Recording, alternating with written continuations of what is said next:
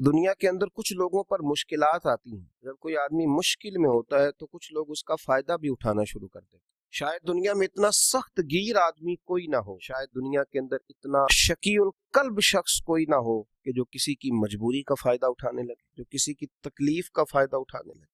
جنہیں آتا نہیں دنیا میں کوئی فن تم ہو، اور بیچ کھاتے ہیں جو بزرگوں کا کفن تم ہو۔ اقبال کہنے لگے اتنے بھی سخت لوگ ہوتے ہیں جو میتوں پہ سودے کریں، اور جو اس عالم میں آ کر جب لوگ تکلیف میں ہوں تو وہ اس طرح کے اسباب پیدا کرنا شروع کر دیں کہ تھوڑا سا دنیاوی نفع لینے لگیں۔ ہمارے ملک کے اندر جب مصائب، آلام، پریشانیاں گھر جاتی ہیں تو کچھ لوگ ذخیرہ اندوزی شروع کر دیتے ہیں۔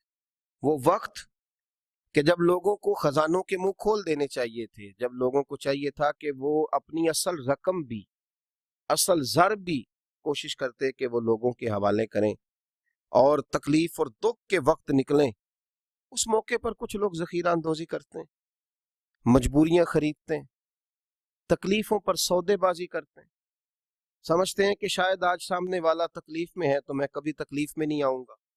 دشمن مرے تو خوشی نہ کریے، سجنا بھی مر جانا ہے، دیگر تے دن آیا محمد ہور کڑی نو ڈوب جانا ہے۔ یہ وقت بدلتا رہتا ہے، آزمائشیں آتی ہیں تو ذخیرہ اندوزی کرنا، قیمتیں بڑھانے کے لیے مال کو چھپا لینا، ضرورت مندوں کے قریب چیزوں کو نہ جانے دینا۔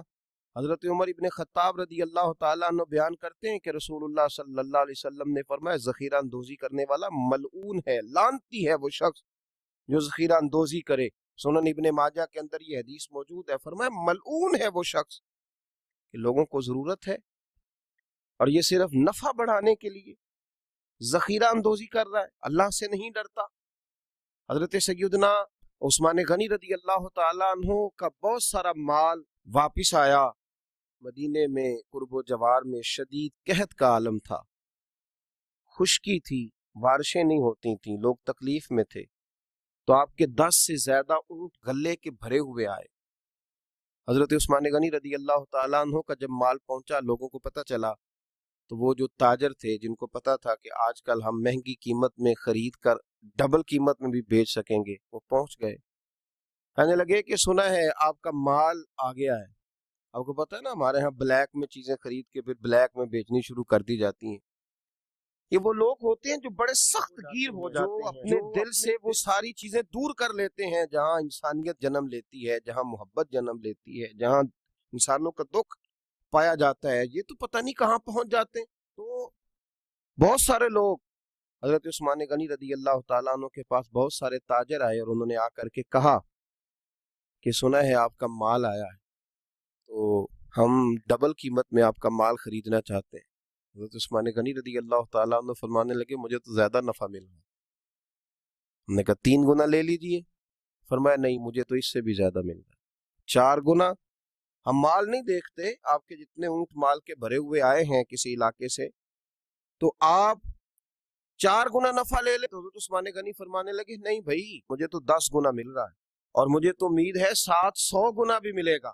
جناب وہ کون سا آدمی ہوگا جو آپ کو 700 گنا 10 گنا اتنا بڑا نفع، ہماری بس میں نہیں ہے۔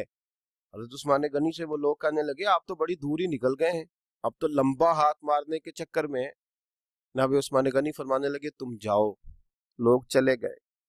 شرم و حیا کے اس پیکر نے، میرے نبی پاک علیہ السلام کے تربیت یافتہ اس تاجر نے، یہ بھی مالدار تھے، انہیں بھی نفع کمانا آتا تھا، یہ بھی مارکیٹ میں رہتے تھے، ان کو بھی پتا تھا کہ آج ہی تو لوگ الجھے ہوئے ہیں، آج ہی تو لوگوں کی مجبوریاں خریدی جا سکتی ہیں۔ اور جناب عثمان غنی نے اعلان فرمایا جن جن غریبوں کے پاس غلہ نہیں ہے وہ آ جائے۔ عثمان نے خزانوں کے منہ کھول دیے ہیں، لوگ دوڑے آئے، وہ خزانہ لوگ اٹھا اٹھا کے لے جانے لگے، تو تاجر آئے کہنے لگے عثمان تم تو کہہ رہے تھے 10 گنا ملتا ہے اور امید ہے 700 گنا تک بھی ملے گا، اور یہاں تم نے دروازہ کھول دیا ہے غریبوں لاچاروں کے لیے۔ جناب عثمان غنی رو پڑے، فرمانے لگے یہی تو میری اور تمہاری سوچ میں فرق ہے، کسی انسان کی اوقات نہیں کہ وہ 4 گنا سے زیادہ دے سکے، لیکن میرے رب کا وعدہ ہے کہ تم میرے رستے میں 1 دو گے تو میں تمہیں 70 بھی دوں گا، میں تمہیں 700 بھی دوں گا۔ فرمایا میں نے غریبوں پہ اس نیت سے لوٹایا ہے کہ زندگی میں نفع بڑے کمائے ہیں، پر اب جو نفع لینا ہے وہ بندوں سے نہیں، اپنے رب کریم سے لینا ہے۔ آپ ذخیرہ اندوزی کر رہے ہیں، آپ لوگوں کی مجبوریوں کو خرید رہے ہیں۔ آؤ پلٹ کے آؤ، ساری زندگی لوگوں سے تجارت کی، جب لوگ مجبور ہوں، تکلیف میں ہوں، تو پھر ایک دفعہ اپنے رب سے بھی تجارت کر کے دیکھو، اپنے مالک سے بھی تجارت کر کے دیکھو۔ اور جو رب سے تجارت کرتا ہے اسے پھر صرف دنیا کا نفع نہیں ملتا، اللہ اسے دین، دنیا اور آخرت کے نفع عطا فرمایا کرتا ہے۔ اللہ سمجھنے کی توفیق عطا فرمائے۔